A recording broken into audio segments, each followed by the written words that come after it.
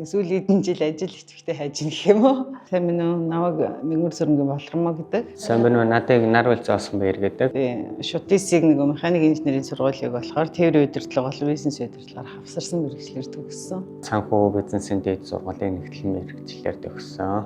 Одоо энэ дагалт ажлын хөтөлбөрт шилжих хөтөлбөрт хамрагч одоо баяртай байна. Фэсээр л явж байхад нэг энэ мэдээллийг олж аваад эднийхтэй сая хамрагдсан. Тэгээ өнөөдөр бол юм ажилд орох газараа өөрөө эхэлж очиж уулздаг юм аялал бол анх удаа явж үзэж байгаа болохоор их гоё байлаа. Тэгээд апуг мэдгэл болохоос ямар дотроо ямар байдгийг мэдэхгүй.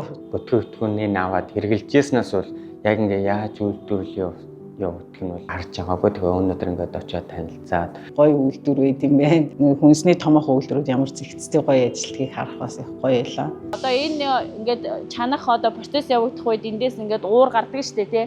Тэнгүү тэр уурнаас нь бид нэр хураач авч судлуулдаг. Уурнаас одоо нэг CO2 буюу нүүрс түвшний хийг нь хадгалж агаад буцаага газтай уурсуундаа ориглоо тэрэл сэлэнгэхдээ бид нэр газ олгоод эргээд ашиглаждаг. Дагалдан ажиллах энэ хөтөлбөрт хамрагдсанаар зөв ярих, өөртөө ихтэй болох чадваруудаа бас ил болгох ч юм уу тийм. ахаа сурын мэдээгээд өөртөө зориг тавиад өшөө хамрагдаад оролцоосоо гэж хүсэж байна.